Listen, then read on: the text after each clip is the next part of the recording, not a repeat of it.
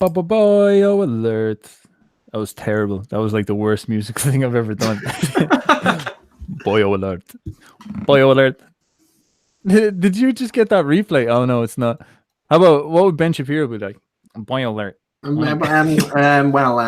Yeah. I can't Really, Boyó alert, really. well, the idea that I like his meme review actually on PewDiePie's channel. Yes, buy some gold. Boyó alert. This is Ben Shapiro. Oh my God, Pierce! Like guns are definitely a good idea. The Constitution put them there to protect us from a tyrannical government. Like maybe you think I'm insane, but that's why I buy gold. Buy gold. Or I love his little ads. Yeah. People, we are actually here for Jung, not Ben Shapiro. This is you caught us. You kind of walked into the dressing room there, so it was quite insane. But we are here to talk about Jung's Aion again, and we're here to talk about the self. And I believe this passage is about morality, but James believes it's about the will of God. How are you, people? Make sure you pop into the chat to the right. Drop in your questions and your comments. We will definitely answer them towards the end. But yeah, I'm here with James today. James, how are you doing, sir? Very well. I was waiting for you to ask me how I was, but you asked the people first. So I'll let that slide as your first warning for not giving me attention. But I am very well, sir. How are you? Oh, good. I'm fresh. I'm fresh, and I'm a little bit jaded today, but nonetheless, I feel good. Shall we just plow on in, as they say in France, and then we will just go ahead and deduct our conclusions from this? Sweet. People, if you want to read along, as usual, I would appreciate that. Page 25, paragraph 47. Hope you are all sitting comfortably. Do not interrupt me, Stefan. I have to be on the screen. However, I can't even speak today. However, whoa, dyslexic motherfucker. Accentuation of the ego personality and the world of consciousness may easily assume such proportions that the figures of the unconscious are psychologized, and the self consequently becomes assimilated to the ego. Although this is the exact opposite of the process we have just described, it is followed by the same result: inflation. The world of consciousness must now be leveled down in favor of the reality of the unconscious. In the first case, reality had to be protected against an archaic, eternal, and ubiquitous dream state. In the second, room must be made for the dream at the expense of the world of consciousness. I'm going to pause there and just briefly interrupt Stefan from what he's about to say. So to remind you of what happened in the last lecture, what can happen is the ego, which is you, has a relationship with the unconscious. And if you don't, and most people don't, obviously, because we don't know what the hell we're doing, if you don't balance that relationship properly, you get inflation. And there are two types of inflation, paradoxically. One is when the ego sucks up the self inside of it, and one is when the self sucks the ego up inside of it. So in the last one, we covered when the self becomes the dominant thing, and you're in a dream state all the time. It's as if the will of all the unconscious forces is what controls you, and that's a very bad idea. But this is the opposite idea, where instead you basically ignore the dream state. It stops becoming relevant to you. It's like you are completely and utterly in control. Hence the other type of inflation. Stefan, sir. This actually is a very easy concept to play with, because I was thinking about it there a while ago, and I thought one of the best tactile examples I could give this of being possessed by your unconscious would be this idea of did you ever hear of putting pussy on a pedestal? If you see a beautiful woman and she is like so beautiful that you're like, I never want to lose that woman, because if I lose that woman, it will break my soul. She's the best woman I've ever had, and she will be the best woman I'll ever get. And so I must preserve her. And every time she says, "Oh, I'm tired," you're like, "Oh, baby, let me stroke you. You okay? Can I make you tea and all that?" And you pedestalize her, and that kind of disgust her. And can I sort of stroke you? Under what circumstances? Do you mean stroking in a sensual way, or like a dog? Most certainly like a dog. Like it's just like, yeah, good dog. And like a sensual way. You can do it both ways. You know, you could just be like, oh, you're like a poor little kitty cat or something like that. I don't know, dude. Like you treat them like animals. You're the one who treats them like animals. Excuse me, I'm an engaged man. Yes, it's true. Yeah, you're a sophisticated human. So you're putting the pussy on the putty. You're putting the putty on the pedestal. Well, what's going on there is you've got this imprint in your mind of the perfect ideal woman, of that energy. Like every time you see a girl and she looks good, this energy, this desire to like go fuck, this desire to go grab, this desire to go express your libido, shall we say, in our civilized language. That desire to go and get the girl is the activation of that force within you, of that anima, of that desire, of that libido, of that shape of the woman inside the back of your mind. That is the unconscious image. That is the archetype. So every time you see a woman, you're touching on that idea of the ideal woman, because that's part of the hero's journey. You got to go from being a boyo, and then you got to see a beautiful woman, and then you go towards the beautiful woman, and in order to get her, you have to become a great hero, a man. And so what can happen is, when you see a normal woman, you paint on top of her. You don't see her, you paint on top of her the idea that she is this goddess, she is the perfect woman, because through her you access that part of life, that idea of femininity, that idea of beauty, and through her you pedestalize her. You say she is femininity, she is beauty. But there's a problem, and this is quite a religious and Christian problem, you can say, is that we don't live in the world of the goddesses and the perfections and ideals. We live in the fallen world, of Satan's world, of the world where everything is damaged and broken. And no matter how beautiful we are, eventually we will tragically die and crumble. And no matter how amazing our personalities are, we are flawed nonetheless. We have evil within us, or we just simply aren't good enough.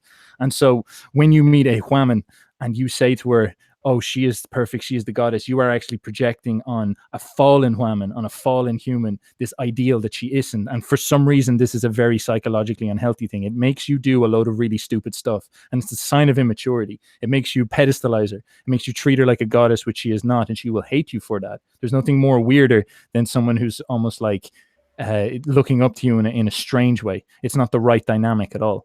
And so so that would be that example of this idea of you pedestalizing her. Now, what I think Jung is trying to say about this idea of the ego is that if you see in yourself, if you lose consciousness that you are fallen, broken, and damaged, and you see in yourself the deeper archetype of God, of all powerful, of all creative, of the meaning of life and destiny, if you see that in you, if you see that great perfection of God in your fallen state, you will begin to pedestalize yourself. And that is when things get extremely fucking strange and dangerous as well, because it can go many directions. I've noticed if you pedestalize a woman, you'll become needy. It'll change your behavior towards you, and you become needy. If you pedestalize yourself, you become arrogant. And then once that arrogance gets burst, you'll become so depressed because it will destroy you that you'll probably kill yourself. Often Jung said that this is how suicides often come into play, is it becomes such a soul wrenching experience that it rips you apart and whatnot. So it's a very, very interesting idea he's pulling out here, that psychologically you pedestalize yourself. It can lead you to your own death. It can lead you to narcissism that will cause you to take on something that will crush you, or it can just simply make you a very annoying person to be around.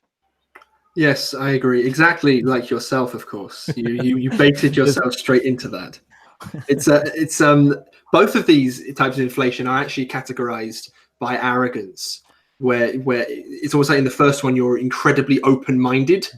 It's weird. It's like open-minded versus closed-mindedness, and it's like you are God, and because of that, everything comes from you. And you can see like this isn't synonymous with, we'll say, atheist type people, but they do seem to go along together, where it's like, this is it, this is the right way, this is the only thing that matters. And it's like, that actually doesn't end up working. And people with this type of, it's almost as if Jung wasn't so concerned about this particular type of inflation, because it didn't really last very long, because you can't really act in the world thinking that you're God, sincerely acting that you're God, not just fronting it like real G's do, putting themselves forward. That's obviously sounds really bad in my posh accent, a real G. I'm such a real G, mate. Doesn't even like, I can't do you properly. I gotta learn your accent, man. Yeah, myself and all of my gangster friends from the Surrey hood. It's but you should do something like the princes, the royals. Like, cause what would English motherfuckers pull off? It's like, me and my knights. Yeah, I do call people my young squire quite frequently. My squires, yes, me and my squires in the stables, in the order, yes. Jesus Christ! But it's like, if you go around acting as if you're God, it actually doesn't end up working out. So usually you're knocked off your pedestal by the fact that you're living in a goddamn delusion. And if you don't, eventually you will be led to some kind of madness or suicide, something along those lines. Whereas the other one is more like ideological possession type thing, where the things in the unconscious possess you. This one's more like, I have my way of doing things. And Jung's solution to this is actually really weird. It's like he doesn't talk about this much of inflation. So if we could press on, Stefan, and talk about how you solve this particular problem.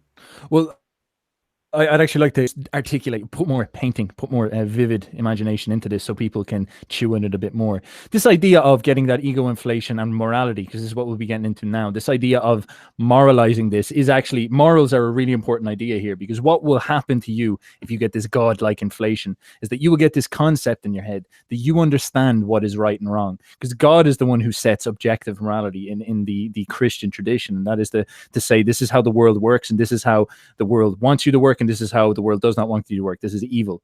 But then if you get this God complex that you think in your fallen state that you have somehow accessed fundamental truth, and you know the right way to do things, the wrong ways to do things, and you stop obeying a higher order, a higher principles of morality, you put yourself in a very vulnerable position, because you can justify to yourself anything. You might have, for example, deep in your resentment towards someone that you might not be quite conscious of. And if you have this sense in your head that you know what is right, you might look at this person and somehow weirdly rationalize to yourself, well, I'll just, cleanse them and their entire family off the face of the earth. And you will quite easily rationalize that to yourself if you're in that state of power, if you believe that you're not accountable to anybody but your own morality. And so Jung bullies this instinct back into your head by saying that the true beginning of understanding what is right and wrong actually begins when you inflict a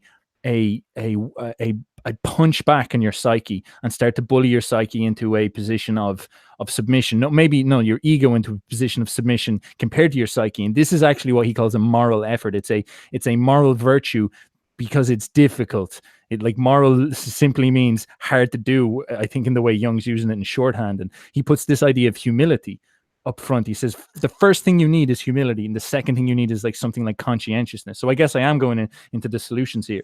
And so you have this fake sense of morality. I know what is right and wrong. I've categorized the world the way I want it to be, and I'm going to act out in that way. And you're probably going to be wrong, and you're going to just cause problems because evil will take over you and use you. That's essentially what he's getting at here. He's saying the true morality is about internalizing your focus and looking at yourself and saying, okay, how do I apply things like humility to myself, and that will clear out the bullshit that's stopping me from seeing the objective truth, seeing the true morality. And that becomes a very interesting frame.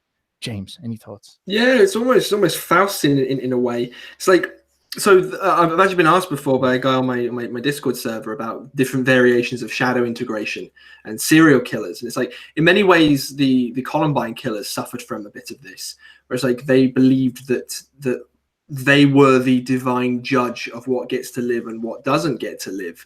And it's there's actually a good question, why can't you? And just because your ego is the only thing that you are aware of and you give credit to, doesn't mean that you've destroyed the unconscious. It's always still going to be there. You can't destroy it. So it will still be acting through you. You just won't recognize it as such, and you'll think that they're yours. And it's that's really terrifying. So the satanic parts of yourself, capital S self in the Jungian sense, will actually be twisting your moral strings. And if you're not taking into account your shadow side, for example, it's those things will erupt up through you. Yes. And then what you'll do is you'll sit there and go, well, I am better than you. I am the divine judge. This is the real way it is. Everyone else has it wrong. It's it seems patronizing to be that's obviously false.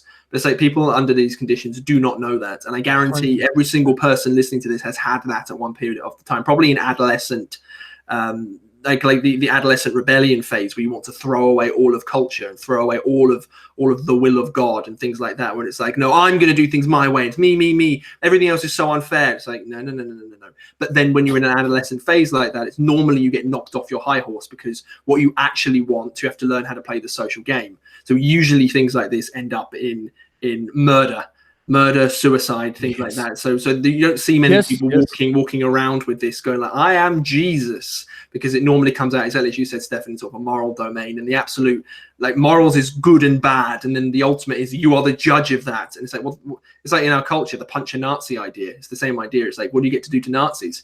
And then their category of Nazi is basically anyone they don't like, because it's low resolution. It's well, if I'm the 100%. Ultimate judge and you are bad and I am God, bye-bye. Off to the hypothetical English concentration camps with you. The old English consonant. Yeah, I've heard about these before. There's that was a political punch there. If anyone saw that, never mind. So again, you slightly broke up. That's why I allowed you to get away with it. Oh fuck! All right, I think that was the deep state got me again. They knew I was making a political joke. It was so bad. This idea of so I was saying you pedestalize the whammon and you don't see the true whammon, the fallen whammon. Just like you fallen degenerate. Like we're all fallen, you know. And so instead you see this pedestalized whammon, the goddess, and then you can't really access the reality, and you kind of damage yourself. You don't have a proper relationship with your whammon, and then she's just sort of like turned off by you because you're acting like she's some type of god who cannot do anything wrong, and it's just weird. And the same with yourself. You've put it on yourself. You turn yourself into a god without realizing the fallen state that you are, the fallen situation that you are. And it's this idea that when you're in this delusional state, you are actually vulnerable to the, shall we say, the god of the fallen world. You could say, as they frame in Christianity, that is Satan. That is the owner, the prince of this world, as Jesus used to say. It's that person who owns this realm, and they get to control you.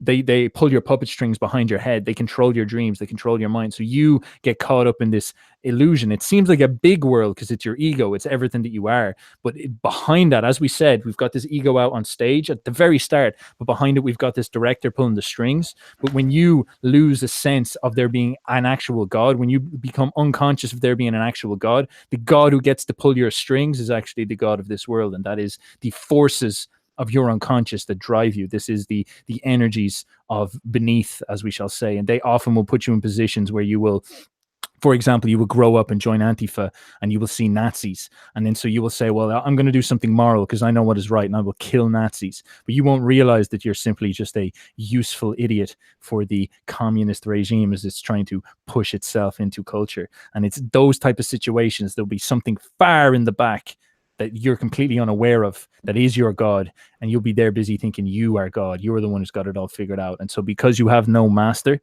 you are your only master, it's just because you don't know who your master is. Just like we all think we're free in that, Jesus Christ, I'm turning to Alex Jones, just because we all think we're free in this world, we all think that we've got like rights and freedoms and all that, but we don't realize that there are massive institutions and big money and banks and all that shit that are running the fucking game, and we're just like, we're controlled by their purse strings and whatnot. So there is that. These are the tactile metaphors for something quite psychological Jung would describe. James, any thoughts? Yeah, I guess just like to, I think inflation, he's used the word inflation for both of these things. And it's something like having an inflated psyche is something like you do not see the world for what it really is. And you allow other things to possess you, the things in the unconscious, those big forces, either culturally or within your own brain, your own personal pathology and your personal unconscious. So inflation is an incredibly bad idea because you don't see reality. Having inflation means that you don't get to live under your terms for a very long period of time whatsoever. Either you're driven to kill other people, kill yourself, or you become a puppet for some kind of toxic ideology. It really is the phenomenon of our current culture. Oh Jesus, another tangent that I want to go into here now is I've been looking into paganism quite a bit, like you were saying, and there's this sense of possession. And I was looking into paganism, and I was looking at the idea of Woden, as they say. And he is the god of ecstasy and of orgy and of death and of that idea of the berserk from the Vikings. And that idea would be that the Vikings would run into like the village and they'd pull out their swords and they'd get possessed, as Nietzsche said, the savage men would get possessed and go into this almost innocent state of just pure animalistic violent orgy, and they just like kill every man they see and rape every woman they see and just live in blood and burn everything down. And this really intense energy is it's a very hard thing for like someone like myself or yourself to conceptualize because we've never been in that situation. But then if you look at people who go over to like Iraq and kill many people, they say that they get this experience. It's actually related to post-traumatic stress disorder. They get this experience where they feel that they go out of their body and they watch themselves murder people. And it's so fucking strange because it's like they're getting possessed by the demon who owns this world, and that is actually the pagan force of Odin. And if you think about what they say with the berserk, it's like Odin comes into me and he takes over and he kills people and I simply watch. And so they would have an architecture within their culture for understanding that Odin is a good thing, because they're like, okay, Odin comes in and takes me and does his will, and I believe in Odin, so that's why I can kill people and not like absolutely destroy my inner conscience, because they had the paganism, that architecture that works. And this is why I'm starting to get to this idea that paganism is real, but it's just de-pedestalized above the Christian myth, which is just more sophisticated. Because when these guys go over to Iraq and they do this shit, they get that post-traumatic stress disorder, and that's them traumatized. They're like, I can't believe I did that. It felt like I was evil itself and it was living through me. Does not mean I am evil. And Jordan Peterson talked about this. He said the way that most people need to solve that is by redefining their notion of good and evil. And often the way they need to do that is find something essentially spiritual. They would need to recategorize this idea that evil swoops down and takes over certain parts of the world. And that is that sort of idea that the gods of this world, the pagan gods of this world, they are real and they do possess you. Literally, they come over you and they enact their will through you, and they have thirst, they want death, they want orgy, they want damage and blood, and you are not in control of that. And this idea that Jung is getting at is that if you lose your sense of there being a higher power that controls everything, and you fall into this world and think that you are the higher power, you will get taken over by this shit, and you will have no idea how far you take that. You will be like Stalin or something like that, where you're just like, everyone goes to the gulags and just fucking send them there and just churn true blood. And it's a very, very intense idea. Something I'm really trying to wrap my head on right now. Yeah, it's you could almost make an excuse and say that these forces are kind of like a good thing, and also they're inevitable, that I'm not under the control of them because I get possessed by things. And what Jung's saying out here is you will get possessed by things, and everyone does get possessed by things, but proper psychic hygiene, which translates to long-term societal stability, means that you have to contend with the forces yourself. So it's like worship of Odin is like this is why I don't like paganism, because it's like worshipping Odin is like imagine that if you just psychologize Odin as some kind of force, a particular type of energy that might come up to you. It's like, and you want to worship that as God, unless you worship the entire pantheon of gods properly, like all of them, and then you say to yourself, I will only worship this one when it becomes necessary, in which case that's fine. That's just like tapping into different modes of being. But other than that, if you get like a cult of Odin or something like that, it's like that's very dangerous, because then you're allowing yourself to be like, this one particular value or this mode of being, this anger, this aggression, this rapey energy is the highest value. Unless you keep the entire pantheon, I think that will be unbelievably dangerous. Like, could you imagine if we had a friend who was like, I worship Odin all the time, and he's the angriest motherfucker you've ever seen in your life, and he goes around and he grabs random women and he's pulling them around like this is where the LARPing comes in, where it becomes a bit of a problem, is that if you're going to worship Odin, like, don't half do it. Like, if you're going to worship Odin, go out and like go into the middle of Belgium there and pull out a sword, and like, it's like you need to worship Odin properly. And it becomes a bit weird then, because it's like exactly what you're saying. Why are you pedestalizing him if you're not doing his will? Like, he desires sacrifice. Like, that's what he wants. He wants that. Why don't you do it? And it becomes strange then, because then it since you're not doing it all in, you're sort of doing it as this atheistic way of getting meaning. It's like, I don't actually believe that Odin's spiritually watching me. I just do it because it's kind of fun and gives me culture. And hey, dude, like, I'm not against that. I'm saying, like, do what the fuck you want. But when you come into psychological health, it becomes weirder and weirder and weirder. And the way I see it is that Odin and Ares and this god that takes over people when they go into this state where they are able to commit the ability to take life, which is a very hard thing to do for most people.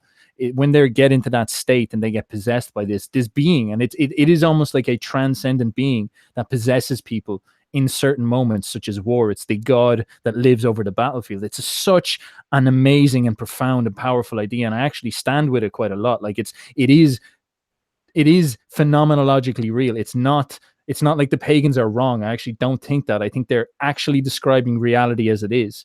But it's almost like this is the warrior energy. And that's simply like, you could say that's like the archetype that a young man needs to tap into and then learn to control as he grows up. And so it's like it is a great energy, and it's a god you can worship perhaps at a certain point of your life, but it's always that god is always cooked to the master god, I guess, or the highest form of power, which is the power which we almost cannot perceive, and maybe something like Christ is the only way you access to that. And what I guess I'm describing here is, as I said before, Jung almost posits this idea of the highest abstract versions of the powers that control this world are up at the top, and then you get these lower forms such as the archetypes, and you can have the goddess and the anima, but you also get the warrior on the other side. And this is what it is. It's almost like paganism is a brilliant job at describing in an imaginative sense what these lower forms are, and that actually is a kudos to paganism. I think it could have a lot of merit for this reason, but it's not complete in some way. And I think this is why Christianity interests me a lot, is because perhaps Christianity has always pedestalized Christ as the way to the true God, but it's always given permission for like angels and like the Irish pagans did this as well. And so it's a very interesting idea. We don't really have Odin in the modern world. Now, of course, Odin exists. So I agree with you. Paganism is correct, psychologically speaking. You can't get rid of these ideas. And so whether or not you worship them as some kind of actual god, or if you just consider those are particular energies which will come up and possess you, it doesn't really matter. But we don't have Odin in the modern world. It's like when you suppress that to such a degree, it will come back up again. And it's like, what's happening right now? It's like, okay, we're going to try and get rid of any kind of masculine essence within men. As we saw very recently, the APA came out with their study and the Gillette ad and all this stuff. It's like any kind of male aggression, which, by the way, a mature man is somebody who is capable of aggression. It's like you can't possibly ever get around that. It's called shadow integration. It's like these people need to read Jung. But what happens when you suppress that? If it's an omnipresent deity, the best way to describe it, it will come back up angrier than ever. And that's what you've seen in a lot of young guys who get jaded on this stuff, and then they end up turning towards those "we're going to overthrow the government right now" type ideas. And like, I'm going to do nothing but raw, undistilled warrior energy. It's unbalanced. It's like a book which does a really good balance of this is like King, Warrior, Magician, Lover, which is like we have to get sort of like the whole pantheon of mini gods under the same control. But if you just push one down, it will come back up in a particular part of the population. Like that's what Jung believed started World War One. Was the German population were possessed by the spirit of Odin, not even in a metaphysical sense, but maybe. But it's regardless, it's the same idea. So you've got to be very, very, very careful. You do have to worship Odin in some capacity. You just don't pedestalize him as the absolute mega god, and you must do everything that he says at all times. Otherwise, we wouldn't really exist anymore. Now, there is a flip side. Like, I'm sort of making Odin slightly low resolution. Like, Odin has this magician quality that makes him almost like a personification of Nietzsche's will to power, which is fascinating. Odin is like this magician that seeks to know everything, and that is in many sense the exact analogy to something you hear a lot, which people say the Faustian soul of the European people. This idea of this wise man in the forest, because Odin initially distilled out of stories of these Norse guys running down and invading Rome as it was falling, and that's where they got the runes. It's that idea of this war chief goes down, faces the chaos of Rome, and then takes away the Roman alphabet and forms the kind of Roman Gothic alphabet that they got, the Visigoth alphabet, and that's the runic alphabet in essence. And then Odin came from that idea of the man of knowledge, the man of truth. So he's a combination of the ruthless energy of life and also the ruthless desire of life to know, and in essence, the ruthless desire of life to defeat death. And that's all wrapped into that one idea, and that is all wrapped into that Faustian idea. And Faust does that deal with the devil, who is the god of this world, and it all sort of wraps into that idea of it's definitely justifiable, but you've got to be fucking careful, because it is representing this sort of sense of you are the god and there is no higher accountable god. And it's what we live in right now. We're living through a period of time where there is no intellectual architecture to ground this idea of a transcendent god in the sky. So we're kind of stuck in this idea that we need to deal with the gods who live here. And Odin is actually probably the chief of the pagan gods. Like, he is that such a brilliant manifestation of that, but he is fundamentally part of the fallen world, if you will. And it's the problem I said that I'm struggling with, is that If the Christian architecture is there, well, then you can ground a morality and you can lift everything up and things become a lot more, I guess you could say, white-pilled. But if that is not true, Nietzsche's right, you fall down into the fallen world. Odin is your god and you better fucking worship him. And my God, is he coming around the corner, because we're doing all this shit to men. Like, Jesus Christ, man. That is, like, I'm telling you, when those MGTOW guys get sick to death of no fapping and getting no rewards for it, and it's not like they're looking for that, but it just, something in them would be like, man, let's just burn down everything. I don't give a fuck anymore. Like, what have I got invested in this shit? And that's going to be Odin Returns, and he is not going, or else it's going to be like Islam or some shit like that. It's going to be rootless, I'd say. So very interesting. Yes. I've just Googled there while you were speaking how to worship Odin, just because I was very, very curious. And it's like, apart from cutting yourself with sticks and spears to try and bring out pain, is they have particular prayers.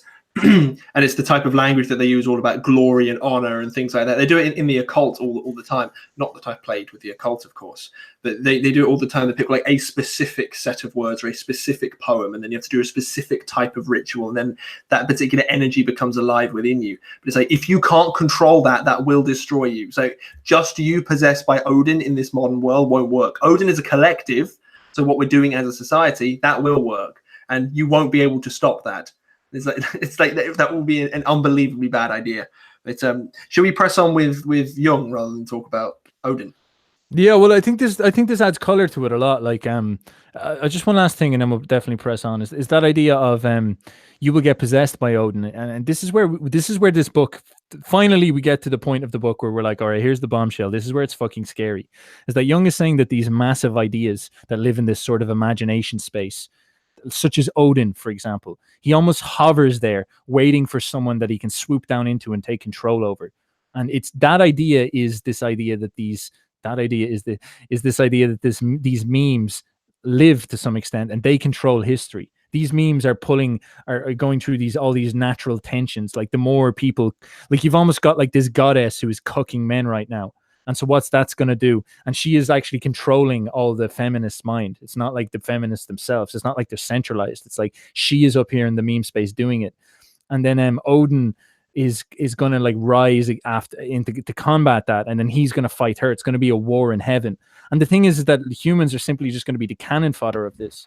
And what I find so astoundingly fucking crazy about Aion is that Jung shows evidence that this is predestined through astrology. It actually is mapped very accurately through astrology, which is just astounding, and we'll get into the details of that. But the scariest thing is, of course, what he says is going to happen to the idea of Christ and what the Antichrist truly means. And this idea is not trivial. It's this idea that there is a historical destiny that's happening above our heads, and it dominates us. And it's almost like someone in the comments here said, Jung said Hitler was channeling Woden, and it's almost like Hitler literally was Woden incarnate.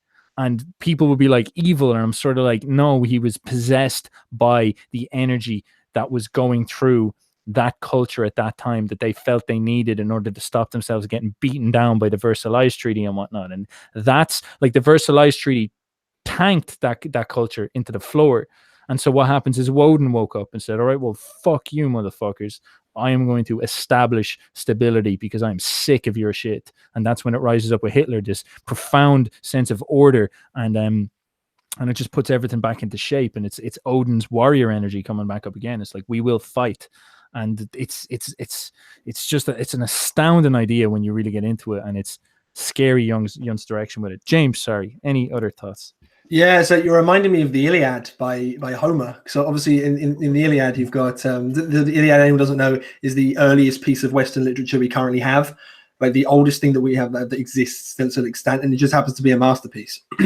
But like, they have basically, it's a plot of like a battle in between like the Greeks and the Trojans. They're like fucking around, they're fighting each other, but like everything that they're doing is also reflected in heaven, and then what's happening in heaven is reflecting down on earth at the same time. And it's like the gods are talking to each other. And then some humans are actually the sons or the daughters of one of the gods. So it's like a god will mate with a human being and create this person, and almost like they become a chosen one in a way. It's almost like that's the idea. It's like Hitler was one of those characters which the energy erupted through. It's almost like that energy is looking for a main person to sort of lead a particular movement at the same time.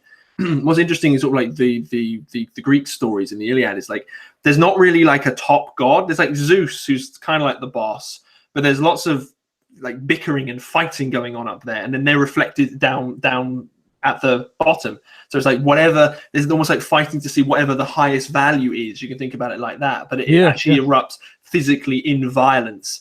And it's like we're not ever going to get away from this stuff. I have a lot to say on the astrology stuff, but I guess we'll have to wait until James, what's your horoscope? The astrology thing is interesting, like because Jung, because it's like at the same time Jung is saying that the movements of us can, and like we can regulate it, basically free will. We can regulate our relationship with the unconscious through proper psychic hygiene, but at the same time there's a destiny mapped in the stars. So it's almost like there will always be something outside of our control driving history.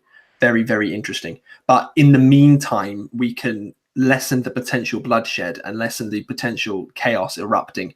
Because in a state of war between the gods, that's chaos, because war is always chaos. We should try and avoid that amount of chaos as much as possible by not giving them that much power. Give them the power that they deserve, but like don't let them do everything. Like a mere mortal doesn't necessarily have to obey the goddess. Something along those lines. You can continue because there's people talking outside. Oh, well, it's interesting because it is that idea of, I guess this is Jung's warning, is that when you get possessed by a god, you no longer have a personality. Like you don't get to be a person anymore. It's as Napoleon said, I feel that destiny has chosen me and she will have her way with me, and when she is finished I will be broken like a match or something like that. Oh Jesus, that was a paraphrase and a half, but that was like that's this sort of sentiment. It's like you get picked up and she uses you, she pumps and dumps you for history. Odin pumps and dumps Hitler for his place in history, and then at the end of it you're like ruined and torn apart, and then you don't really, like, you're just not what you were anymore. Like you're spent in some sense. And so it's very interesting. There's this almost, and this is like a very sophisticated idea, is that this is where it becomes interesting. It's like, could you read the mimetic, the destiny, what's going on in the war in heaven, and could you position yourself to be captured by that zeitgeist, as they say? Like, could you actually offer yourself up? Is that what happens when you say to Odin, take me? You offer yourself up to Odin because you see, like, say for example, me and you are sitting here now and we're like, all right, we want to get famous and we want to be a part of history, and we see that men are getting crushed down, so Odin is going to rise up again. And so would we go up and offer ourselves to Odin and pray to him, put out content that feeds his desires, like, let's go to war, let's take the state back? And then would he swoop down and pick us up and bring a big group of people along with us and make us idols and heroes and give us an amazing historical life? And then at the end of it, like, that's the devil's bargain. At the end of it, obviously we get killed because we're like political or some shit like that. So we get assassinated by Hillary Clinton or something. And then it's like, that's the end. Or it's like, all right, you had this very interesting life full of emotions and all that, but you died and you lost and you never got to really, I guess, maximize your personality. And that's Achilles' problem. Achilles' problem in the Iliad is that, is it better to stay at home? This is what the whole thing was all about. Should I stay at home and take a wife and not go to this war? Or should I go and fight and die? And his mother says, if you go, you will die, guaranteed. If you stay, you will live a long life. And then when Odysseus, I believe, meets Achilles in hell and asks him, what do you wish you did? And he said, I would trade everything, all the glory, to go back home and see my son. And that's an interesting fucking problem. That's also really, really, really sweet. I like the idea of us making YouTube videos to please Odin, because in many ways that's what everyone is doing. It's like he doesn't, maybe he desires a sacrifice, as lots of gods do, as you were saying. They desire a sacrifice, and our sacrifice might be we spend time reading Jung, and then we will put it out into the world. That's our sacrifice, our time and energy and intellect, bits of our precious lives. But as what Cain and Abel taught us, is God can be arbitrary, because in Cain and Abel it wasn't made abundantly clear that Cain's sacrifice was that bad. You know, it might have just been God arbitrarily decided to pick Abel because he's God and he can do whatever the hell he wants. So I don't think we're guaranteed to be, even if we give the best sacrifice, I don't think we're guaranteed to be picked up by Odin. It's true. But I would say, you know, it probably help. You know, so if anyone out there wants to be the chosen one from Odin, then try your very, very, very best to tap into that energy, and that energy will come through you, absolutely and utterly guaranteed. The historical record is crystal clear on that. And it becomes even more interesting when you think, like, how would you tap into that? Like, there could be a way where you read The War in Heaven and you place yourself, because like, this is the question you could ask yourself about Donald Trump, is like, was Donald Trump sitting there, not obviously as heady as this, but was he sitting there and saying, people need a leader right now that is conservative, that wants to build a wall, he wants to close borders and all that? Was he seeing himself as like that nationalist energy? Is that sort of like, I don't know, a great American war hero, a great American Civil War hero, something like that? Was that the energy he was tapping into? Was he praying to that type of God? Was he praying to that ancestor? And that by putting out that type of message, was he led towards it? Because now you see his reputation is caught up in the collective unconscious. Donald Trump's no longer an individual. He's a savior, a God emperor to some people, and a fucking literal Hitler demon beast to the other people. And that thing with Odin is like, how would you go about that process? Would you sit there and, as I said, see that Odin's coming up? Or would you look in yourself? This is where it becomes fucking crazy interesting. Would you look in yourself and see, I am furious about the world right now. I feel like there's something really wrong. That Gillette ad made me angry. And then you tap into that and you speak from that anger. And you're like, I would fucking grab every person who is in that Gillette boardroom and I would choke them. I would break their bones. I'd love to feel their bones crush in my hands. And then you allow that to fire up. And then you speak that out. You allow that thing to be you. You kind of put away the idea of you having any other side to yourself, and you front with this side. And this side is Odin. And then you're getting led by that. That thing will carry you towards the collective. Like, is that what Trump did? He sat down with himself and say, fuck, I hate the way this world's going. And then I'm just going to speak my truth about this. And that becomes a very interesting idea. Very interesting idea. Well, it's like, are we going out of our way to summon a particular god, or is the god acting through us to recruit more people for the god's cause? It's like, that's very difficult, because if you're feeling the energy and that energy is getting you to try and create more of that energy and to satisfy that energy, is that really you, or is that the god possessing you? So, and that's what Jung is warning about here. It's like, maybe your moral crusade isn't your moral crusade. It's Odin's moral crusade, and he's just got a little piece of you. He's like, yes, and is that what the Christians mean when they say none of the pagan gods truly love you? They're just pumping and dumping you. But our God actually cares about you. That's a crazy idea. Ooh, maybe. It's like, because the paganism is like, the god will come through and possess you. It's like, where I've never seen anyone be possessed by Christ. That'd be quite funny to see, actually. I suppose they just kind of be a bit of a hippie. But I've never seen that happen with the Christian God. It's like, you don't get possessed by an anger or by a tyrannical mother, or they're like the two big ones at the moment, mostly the devouring mother, whatever particular pagan god. The Christian idea is so fucking strange when you compare it, because we're talking about this idea of, you see the collective forces, the gods of this world, playing themselves out, the pagan gods, and then you offer yourself up, you sacrifice yourself to whichever one you want to be, and then you get caught up in that energy. But then what this is flipping around is saying that you no longer have to do that. God has been sacrificed for you. What does that even mean? That's just so crazy, that you don't have to partake in history by acting out your emotions. Instead, all you have to do is almost tell the truth or something.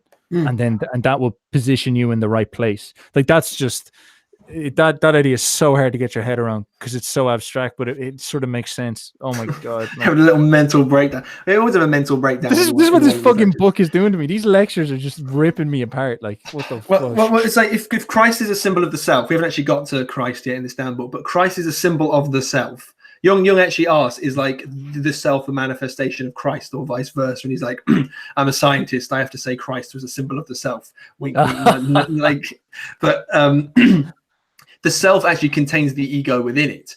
So it's like, it makes sense that it would also want to have an interest in the ego itself. It's like, Christ never actually really possesses people. That is a really fascinating idea. I hadn't thought of that one before. Because he like, by definition, he can't. Like, by definition, That's a very strange idea. It's like, but then there's also this idea of through him you achieve something, you achieve heaven. Wow, we're going to have to. It'll take us a while to crack that one open, people. But you have just seen a major theme that we will must tackle. And what type of pagan god is Christ? You know, like where do you place him? Is he what does he relate to Odin? Like you sacrifice yourself to Odin, Odin comes down and takes care of you. Is like because Christ did say stuff like, well, no, he more used the Holy Spirit. He'd say stuff like, when the time comes, he'd say to his apostles, and you were put up in court, do not think about what you will say, wait until the time comes, and then the God or our Father, it will come down and put words in your mouth, essentially. And so that's that idea of you getting possessed by the Holy Spirit. So I guess there is that little kind of snuggling in of possession of sorts. It's that idea of you. Well, it's almost like the emotion you lead with is the emotion of meaning and truth, or something like that. Well, when someone is possessed by the Holy Spirit, it's normally one of two things. It's like, and it's not really quite possession. It's almost like it gives you the ability to speak magic words. Because that's what the Pentecost story was. We might have mentioned it in this Aion series before, but it's like they all their heads were set on fire or something like that, which is very strange. And they all went out and they spoke magic. Well, they spoke in tongues, which is like either they spoke all languages, so they were able to speak to everybody. They weren't like either no class or race divides. No, I don't know. Or they spoke in such a way that it touched everybody. So it's almost like truthful speech. There's an emphasis on that. But like when I accidentally became a born again Christian for shits and giggles, I was told that I felt the Holy Spirit and it had touched me. And their emphasis was on love. And it was such a weird thing. Like when I was doing the little ritual with them, when I decided to do this, I was like, I feel this really weird warmth in my heart and in my head, and I feel unbelievably relaxed, as if all my stress has melted away. What the fuck is this sorcery? What have you done to me? What have you put in my drink? They're like, that's the Holy Spirit talking to you, and it's making you feel at home with God. So it could be the Holy Spirit is you come closer to the self and psychic totality itself. Because when someone's possessed by the self, like when it actually comes and takes over the ego, it's like you become as if the gods are speaking through you and you have the divine answers. Whereas this seems more like you become in close contact, your relationship is temporarily strengthened, and you understand what's most important, which is, I guess, would be those Christian values. So I'm not quite sure it's the same thing as an emotion possessing you. It might be an emphasis on truth and reality. No, that's interesting, because I don't think we're going to niggle away around that. I think it is. I just think it's a different type of emotion. I think that emotion of rage and Aries is like the emotion captured in there, and then Odin is like the blend of rage and the desire to reach beyond to infinity. That's that desire for ambition, I guess. Whereas this one sounds to me a lot like the Muse, because the Irish were very interested in how they dealt with Christianity. They pedestalized the goddess of poets, Bridget, as just a saint. She was so high, she was essentially a goddess, and she was in essence the goddess of the Holy Spirit, because when you would have those experiences of the Holy Spirit entering you and allowing you to speak from a place of meaning, because I guess isn't that what's going on, is that when you're in a society, there's always these social conditions, and then sometimes you just get this urge to just rip the fucking truth, like spit fire, as they say. And that is, in many senses, that doesn't happen when you just rationally think through your words. It's almost like at some point you feel this thing in your gut, and it's like an instinct where you know what you're about to say is just going to be damn true, and you're not thinking it through at all. You're just releasing it in some sense. It's an astounding idea when you get to it, and it's that idea of that feeling guides you, and that is the Holy Spirit feeling. That's the feeling that only connects with truth. And that would be Bridget. That would be the Muse in many senses. It's inspired speech in some sense. And that to me sounds like a pagan god. So that's fucking interesting, man. That's interesting. Like it's hard to... Damn, man, this shit is hard. What the fuck? I'm still not convinced it's the level of pagan. It's one level higher. Now, they're all still gods. So they'll all have the same type of trait to them, because category of God can only go so wide. But it's something like seeing reality for what it is, speaking the truth, and getting in touch with meaning. It's something like that. It's got like a complete system of morals for a sustainable life forever. It's like if everyone was in touch with Odin, I don't think we'd last very long. It's almost like that's a particular energy which might be useful under certain conditions. But if everyone was in contact with the Holy Spirit and God, it's like everything would be okay. It's when somebody goes off the rails in another capacity, but then Christianity has built into it how you deal with that. So I think the thing I'm trying to say is that it does seem that Christianity is working in the same sphere as the pagans are, and then that perhaps okay, like I don't want to just say the pagans are larping and wrong because they are tapping into something, but the problem is, of course, like if they're tapping into Odin, Odin's a fucking demon. Like he does want you to sacrifice people by pulling their lungs out of the back of their out of their backs by snapping open their rib cages. Like he wants that stuff. He wants you to murder stuff, but he's also a very very noble and inspiring, and he's a Nietzschean being. He's a Faustian being. He wants you to reach for the stars. He wants you to conquest. He wants you to discover truth. He wants you to push through and defeat death. Like he fundamentally wants immortality. And so there is that energy to him that's very very profound and interesting, and the pagans have an infrastructure for dealing with all these emotions, but we simply ascribe our emotions to the Christian ideas because that is our true tradition. Fundamentally, is that the Christian ideas are ascribing the most noble emotion, which is this emotion for meaning, as you said, which actually orders the world far better than anger. And so if you pedestalize anger, you're doing a stupid thing. But Odin doesn't pedestalize anger. He pedestalized almost like the will to power and ambition and conquest, and anger is a part of that. But you're right. Maybe Odin is only suited for like a warrior king, but he's not suited for every member of the population. But then that is the thing, that Odin was generally worshipped by the people who were in charge, like the upper classes, and that makes perfect sense. Then that's how you can balance them all within a particular society. It is smart. Like the pagan gods are real. It's just most pagans I've seen aren't really pagans. They're kind of like, we're going to go lift weights and worship Thor together. So you're not really worshipping Thor, are you? It's like, but there's still nothing to really throw away. It's like maybe you're like tapping into a tiny piece of it, like a sustainable piece of it, and you don't really want the whole thing to come up through you, because we don't live in a pagan society. We live in a Christian society, and that's not really acceptable to run around possessed by Odin. I see. This is it. Like, I actually don't think they're wrong in any way whatsoever. I just don't think they've been creative enough about modernizing it. Like, because that idea of Thor living in the gym is actually a genius idea. It's like you could put Thor, Atlas, like almost like a Hindu. You could combine them all together. You could put Thor, because you're not going to put Jesus in the gym. Like, I love, like, Jesus is a fucking G. Like, you want H Christ to be around. Like, he's proper, like, the way. But you don't want to go into a gym and just like think about like telling the truth and dying on a cross. Maybe if you want that suffering energy, you go into the gym, you want to think of like Schwarzenegger, and you want to think of like gods like that, and they'll bring that energy out of you and allow you to adapt to the world in that way. And then when you leave, you're like, okay, I've spent some time with that God, but he wasn't the true God, but he was an interesting God to fuck with. Now, like, I'm sort of saying, is there anything wrong with that? But fuck, maybe there is. Maybe that's a path towards what the Christians would say is giving into Satanism of sorts. So it's a really interesting problem. It's like the world we live in is fallen, and the gods of this fallen world are fucking real. So they're not wrong. I'm actually not trying to say they're wrong. I'm saying that they're right. Now, what do we do about that? Because the gods of this world are real. That means, well, that's a heavy problem, man. Because Odin wants you to kill people. He wants you to sacrifice people towards the ascertainment of ultimate knowledge. That is Faustian. And like, what are you going to do then? Are you going to get in control of society and then eugenically cleanse 85% of the population? Like, that's in order to reach space or some shit like that. Like, what are you going to do about that? That's a crazy thought.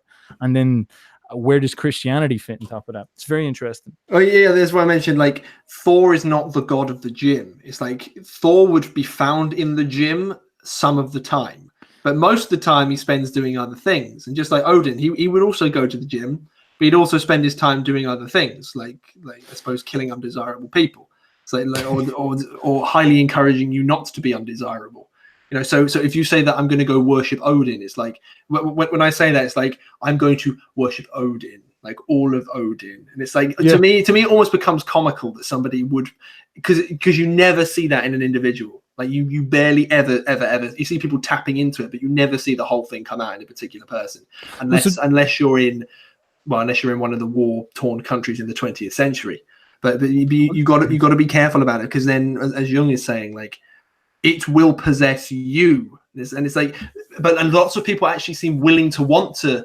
It's almost like the divine masculine people will sacrifice themselves too, but they actually don't have a particularly well articulated version of what the divine masculine is, and that's a problem. So if you don't have an articulated version of it and you sacrifice yourself to it, it's like, what exactly are you sacrificing yourself to? It's like, is it Odin or is it the wise old man? It's like, which one is it? Because a lot of like young men will have like this warrior energy, but at the same time, like they will also probably want to be like a Gandalf type figure too. It's like, you can't have both of them living in the same person at the same time, not wholeheartedly. I think Stefan has actually left the room. He's gone off to worship Odin, and he's not coming back. I just got on my knee because the battery almost ran out of the laptop. Forgive me. Like that's a joke. I was actually got on my knee and I was like, praise Odin. He is sinning. He is speaking against you. I will slay him, the filthy Brit. Don't worry. And Odin was like, good boy. Keep going there, Boyó. Uber Boyó. I might change my name to Uber Boyó, people. What you think of that? Well, I just praised Odin just then, and he said that we should end this stream in the next 5 minutes because we were approaching time.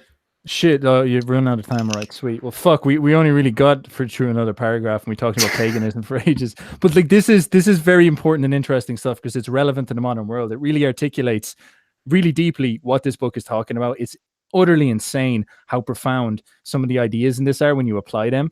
And as I'm going through this, I'm really learning how to adapt, how to understand what's going on with paganism and Christianity, and really know how to place them. And like, as I said before, like Christianity starting to win for me a lot. And it's a fair fucking fight. Like, I'm trying not to be a dick about anything. It seems like a fair fight, but it does seem that like the most people, like if you're going to bring Odin into your life, like you can only half do it.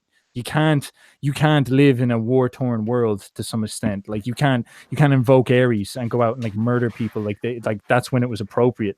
And it's that same idea with as you said with Thor. It's like you can only half do Thor. So what interests me about paganism is there a way of modernizing it and turning it into a neo-religion where you take maybe Arnold Schwarzenegger, Thor, and Ares or something like that, and turn it into this new god and see what people are already worshiping. Because I actually think that's already happening.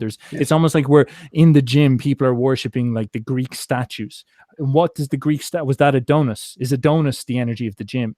And so that becomes fucking interesting as shit, man, because like Adonis is the ideal of the gym. So that's one god, but another god in the gym is like the god of motivation. Like, what is that? Is that Ares or something like that? And that's there. And how does that work in the architecture of Christianity? Because I don't think Christianity, the Holy Spirit, can really guide you to the gym, but like you kind of need a sort of reason. Like the gym is like a good thing. Like I don't see why you should say, oh, I'm not going to the gym because it doesn't fit with Christianity at all. And I don't see why we shouldn't paganize our world and make it more imaginative and fun. Like that's 100% what re-spiritualizing the world will be all about. It will have to involve, to some extent, taking the world that we live in and showing the hidden magic behind it. Like I think that's there, and that's what the pagans are tapping into. And that's a really interesting problem because it's like it's hard to knit all that stuff out and know where to go with it. So I don't know, man. Well, in many ways, that's almost like an unconscious project we seem to have been crafting. It's like, how can we synthesize Christianity and paganism together in the modern world? So exactly as you were saying, because I love that idea of like you mythologize everything. Yes, it's so powerful. So it's like you'd mythologize relationships, some kind of god of love. And you'd mythologize the gym, and you'd mythologize studying. It's like even because in many ways lots of careers have this. It's like you have a few people in history in that particular career path that did such great things. Like Jeff Bezos will be like a semi-god of business when he dies. It's like he was the richest man ever. It's like how you can synthesize that. But then there becomes a problem because like to try and put paganism and Christianity together, I can't see a way of having it so they're on equal footing. It would have to be the Christian God is somehow above it and transcendent. But then does that actually stop the others being gods at all? It's like I need to try and figure out precisely their relationship with each other almost. Because it's like there's nothing stopping you worshipping the god of the gym. But if it stops you living the Christian life, then that becomes a problem. Do you know what I mean? So it's almost like you have to prioritize one god over the others, but then as long as you're happy with him, you can go play with the other ones, and they'll bless you for your time and energy. And this is it. It's this sense of absolute. Like it's there's surely is there one that's on the highest pedestal, the king of them all in essence, and that is essentially a god who lives outside the firmament, as they say, metaphorically. and they're and the God who lives outside the firmament, he is the highest one, and then the fallen world, as they literally describe in Christianity, is the world we live in, and that's the confession of the Christians. And there's nothing we can do about that, but surely we can interact. Like, see, this is where it's weird, is that the Dionysian experience of life, and fuck man, like I'm not even sure if I'm willing to give that up, the experience, the romance of living a life full of suffering, pain, and even evil, is something that's too big to sacrifice for the sake of perfect, undistilled, absolutism often somewhere else. And this is Nietzsche's fundamental challenge, is that, like, why are you trying to escape the romance of the fallen gods? Like, this is everything meaningful in your life comes from those. And things like Buddhism is simply your attempt to just delude yourself to it's escapism. It's like, I want peace. Peace is nihilism fundamentally. It's just utter death of the soul or something like that. And it's a really, really hard problem. And I guess we're working through it, and it's very interesting to see the people respond and say, man, this is very interesting. You're getting someone spying. I think that, Aphrodite might be spying on you through your door, man. Oh shit. Okay, in which case I'll have to go in a minute. Have you got any comments or questions? Any questions, people, drop them in. That was one paragraph again. Fantastic work. Oh shit, we're lagging a bit. Damn. Okay, we've got loads of stuff, man, but I'm not sure if it's comments. What's your thoughts on the bomb that went off in Derry? Actually, I'm not laughing at that. Fuck, I actually don't know what happened. I have no idea what happened to Derry, my man. Like, fuck, that's not good. I was laughing because the first comment was about like a bomb in Derry. Damn.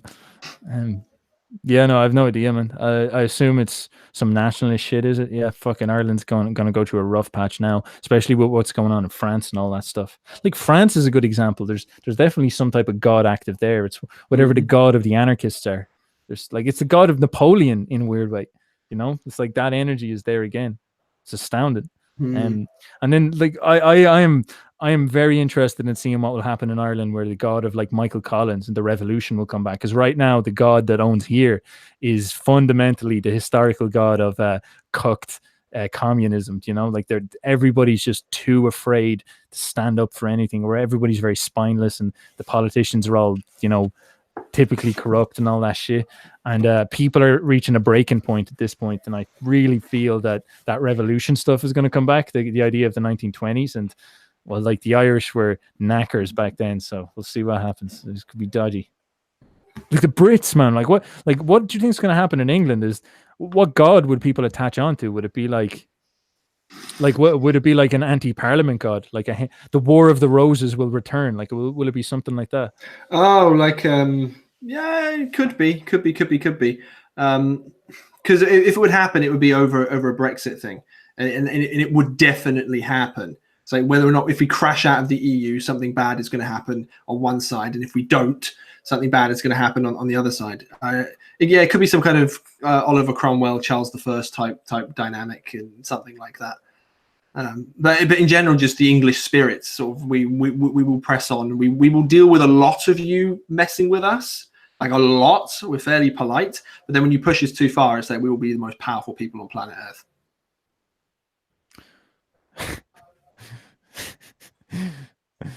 Like, that literally triggered everything that I am.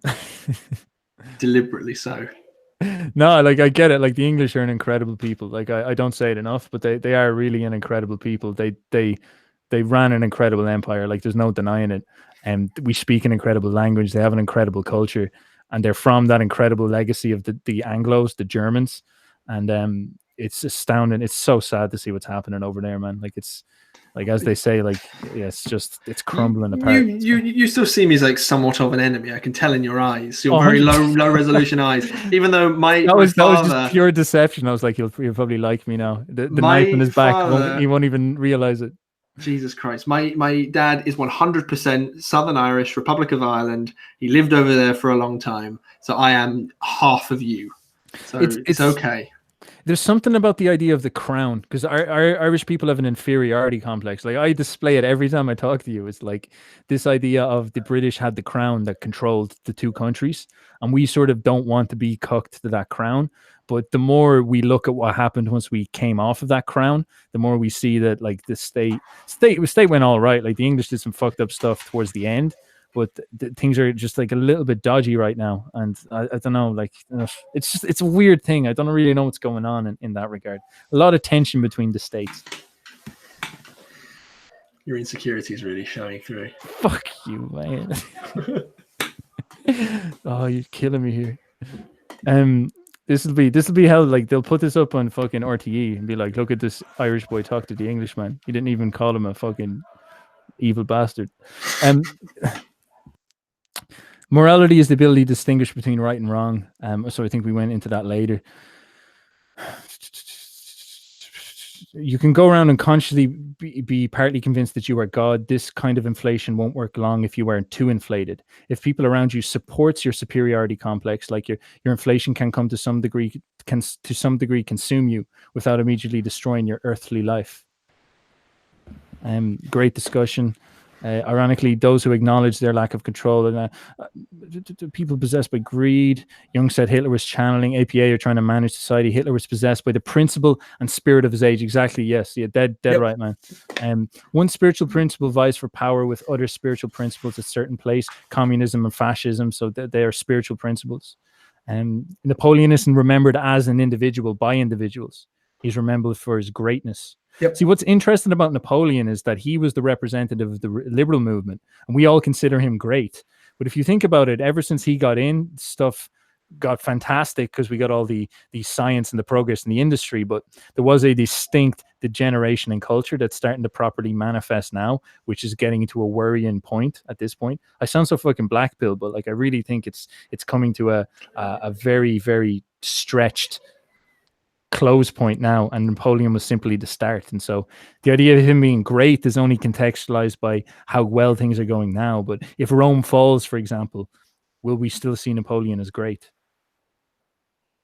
Very interesting. Oh, thank you. The eternal champion comes back in new persons like King Arthur, Barbarossa, Napoleon, and Hitler.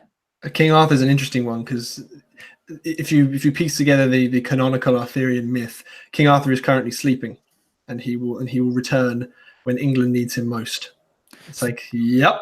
And we have Fionn McCool is the same, and it's that idea of sleeping is like in the unconscious, isn't it? Mm-hmm. And then he will swoop back in and come and slaughter all the degenerates, as they say. And under a particular tension point, I'm pretty sure King Arthur was actually pagan in the beginning. Like also some of the earlier ones. I know Merlin was Mirrodin, who was an actual historical pagan, at least part of him was. But then King Arthur, I think, was like adapted by the Christians. Yeah, see, this is what I'm getting at, is that the Christians took these things and adapted them, and many pagans, like, well, I guess you could say LARPers, because I don't think they really get this, is that they would accuse Christianity of destroying paganism and deleting all their things. And it's not really like that. It's more like the Christians took it and adapted it. They created something new. And it's not like they betrayed them to a large extent. But there's a side of it that makes me suspicious with Irish myth. It's like, where's all the creation stories? And well, apparently they deleted them because they didn't fit with the Jewish Bible, which is fucking annoying. But at the same time, without those Christians, we would have never had the Irish myths, because they're the ones who put all the oral stories and they wrote them down and whatnot. So there's something very interesting about what the Christians did, and it's sort of what I'm asking, is like they modernized it for their time. Veneration of the saints is Catholicism expressing pagan principles. Yeah, exactly. Like, and it's a weird thing. It's weird. Yeah, sort of. It's definitely the essence of the same idea, but like you can pray to the saints and they'll intercede for you, but they won't actually answer your prayers themselves. Pagan principles have been re-expressed in secular terms. Hitler was an atheist, but his ideology was Wotanic. I might get in trouble here, but I'm not sure if Hitler was an atheist. I believe. Yeah, not sure he was. I believe Nazism was a Christian movement.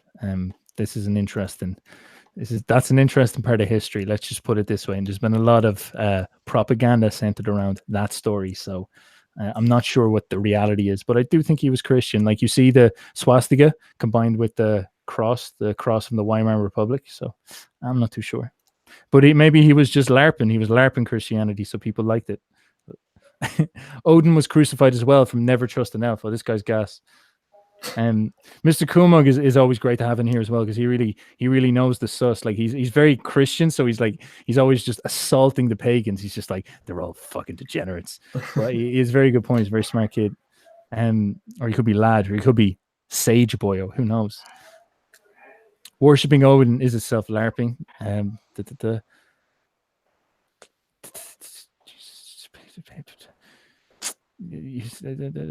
Okay, here we go. Some questions.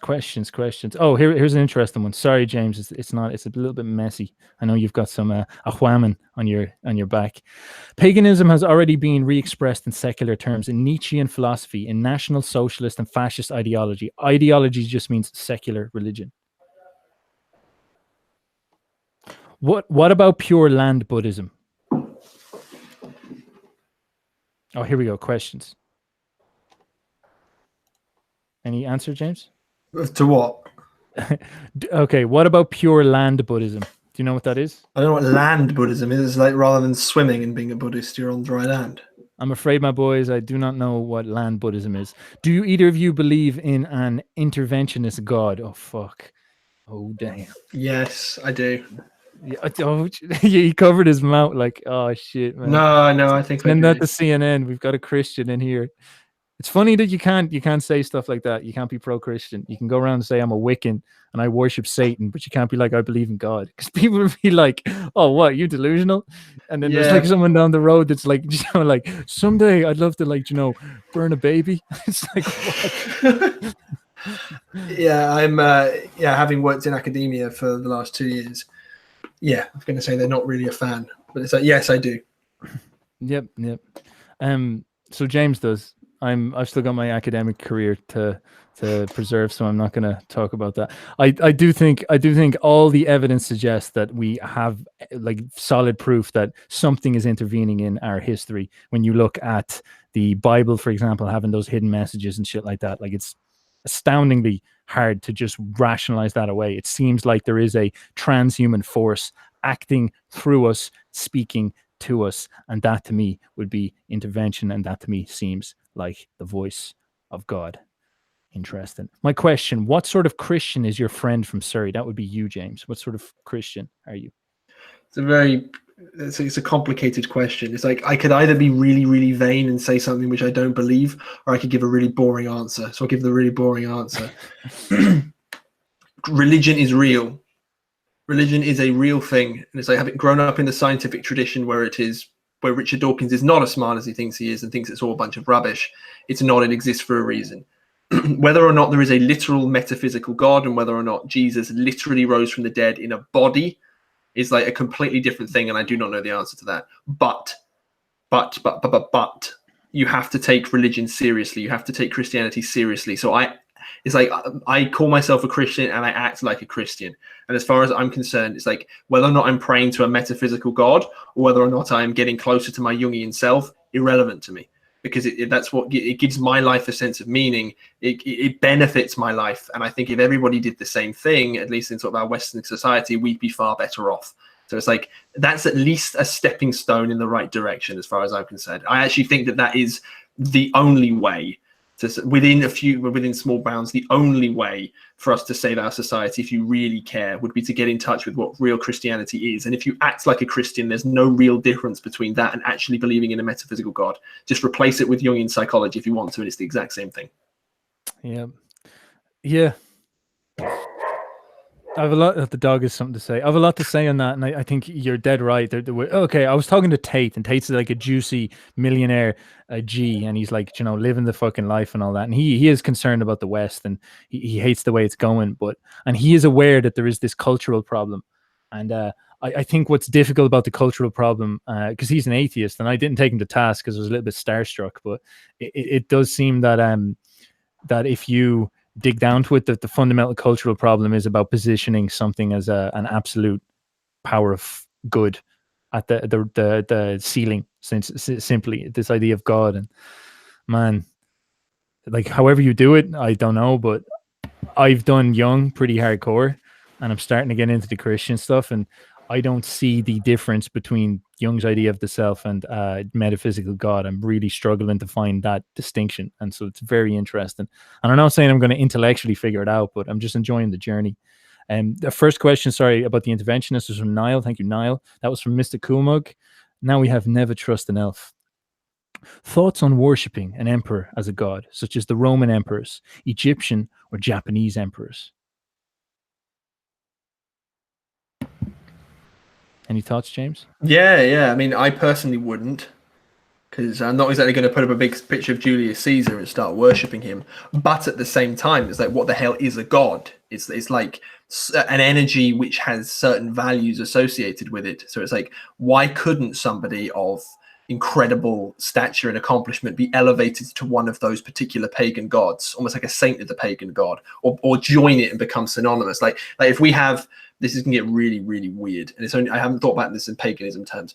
If our consciousness is not completely localized to our biology, then there is another substrate, some kind of psychic substrate. So the resurrection of Jesus story could be that he didn't bodily rise from the dead. His self was able to rise and remain existent forever in this meme space. So he actually does literally still exist. He is alive, just not in the physical world, in the fallen world. He's like up here somewhere.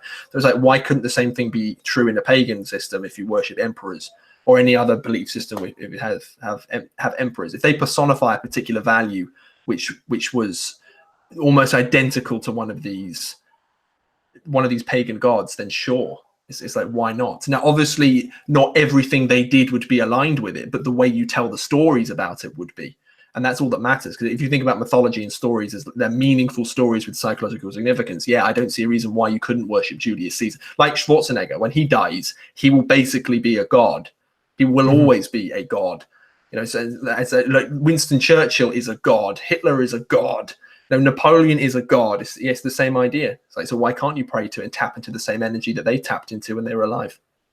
It's exactly that idea of the war in heaven's going on, and Odin's about to rise, and then Hitler stands up and catches the wave like a surfer and becomes Odin for that period of time, and then gets pumped and dumped and vanishes out of history or dies or something like that once he's done his job. It's an astounding idea. It's the same as the Achilles idea.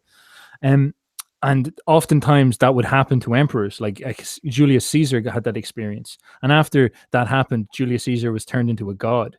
And the Catholics even do this. They canonize saints. And so it's that idea of men and women. They have that position in the world where they become, they so closely approximate the energy that is the zeitgeist that they become almost a manifestation of Vishnu, a manifestation of the god. And in that way, like it's almost like what Jesus says, you worship God through me. It's like, okay, through this person, you can access that energy. So whatever the question more so is like, all right, what vibe, what energy am I worshiping through this person? Like, are you worshiping through Julius Caesar? Are you worshiping like a form of Odin? Is it Jupiter? Is it like what's going on there? Or if with Jesus, are you like, what's the energy behind Jesus? That's the real question, I guess. And this is sort of what we're trying to figure out. How does this hierarchy of the gods work? Yeah, I was discovered something yesterday, very recently, when I was with one of my friends. We were basically worshipping this man for a very long period of time, with Mr. Johnny Cash, if anyone can see that on the screen, where we would come home after a night out, like drunk as hell, and then we would just listen to Johnny Cash and talk about Johnny Cash. It was like that became the religion. And it's like, for some weird reason, the messages in the songs and the music of the songs built up a narrative which we both shared. And it was like, that was a really, really weird phenomenon. And there's actually a Johnny Cash song called it's like, give me that old time religion, it's good enough for me. It's like, yeah, actually, that probably sums up like a lot of what I believe on this stuff. Interesting. So James worships Johnny Cash. Yep. Got it there. It's soundbite that, people. Is human male consciousness consistent with an ordered modern society? Whoa. Human male consciousness? Yes, 100%. The divine male consciousness is ordered modern society. Without that, we fall back into the pagan, disordered chaotic world of Odin, and that could be very fun, especially if you're winning. But it's not going to be high civilization. High civilization will take a while to build again.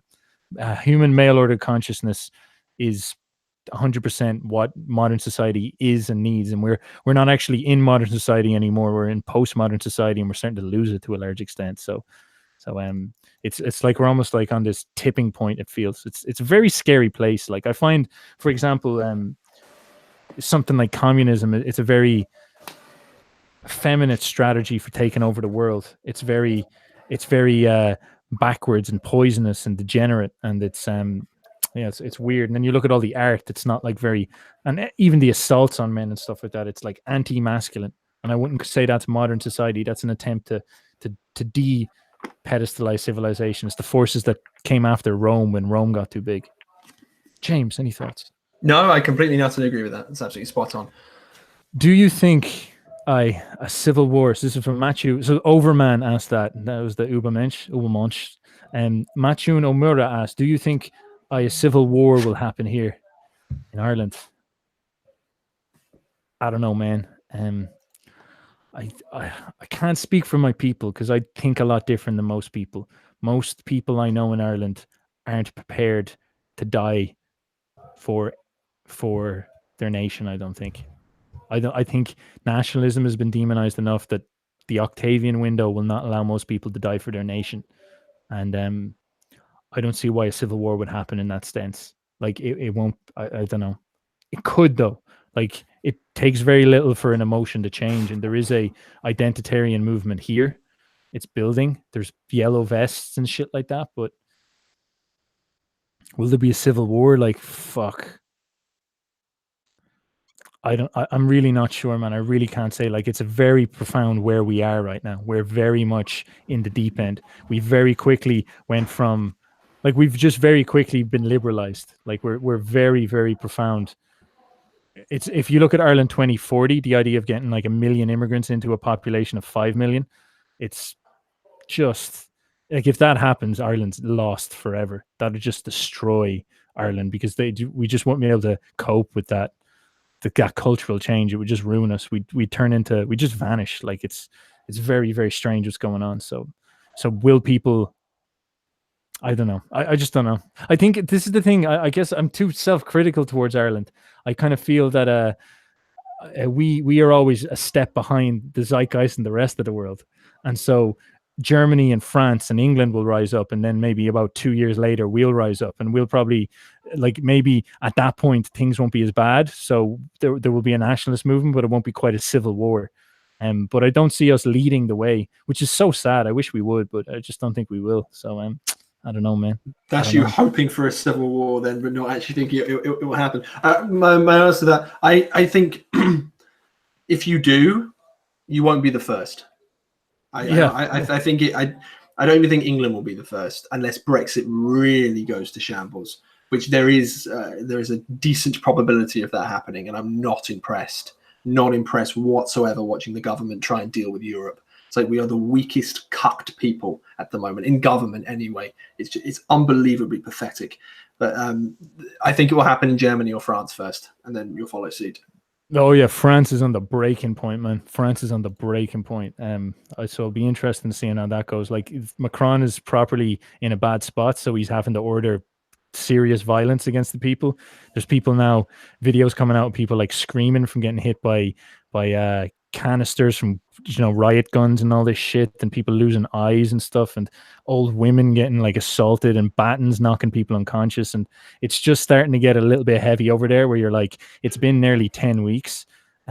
This is not a joke. They're planning to run the banks. Like, do you have any idea what that means? That means that they're going to try take out the centralized currency of France. And like when Gaddafi and all them started fucking around with the currency, suddenly a load of fighter pilots flew in and bombed the place into just smithereens. So who knows what's going to go on with that? And again, with Ireland, like Ireland has all the same problems as all those other places. We've got a central bank. We've got a government that's clearly a parasite. But do we have a population of people who haven't been utterly destroyed by Marxist indoctrination. No, like or we do, yes. Like the colleges were just as bad as anywhere else, and we're a pious people. Like we're quite dogmatic, and when you've got the wrong ideas in our head, my God, I do not think you're going to move us. So that's my feeling there. Cool. Are there any more questions?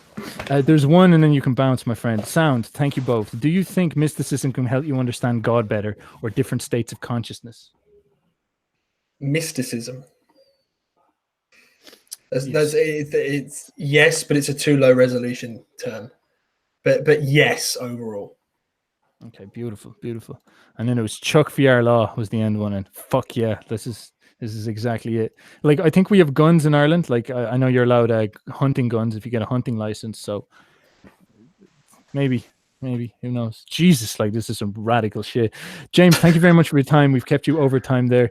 Thank you very much, people. Thank you very much for all your questions. It was a really good stream. I really enjoyed that one. I actually thought we hit some very interesting topics. James has got to bounce though, so we got to bounce. Thank you very much. See you later, people. Bye. Bye.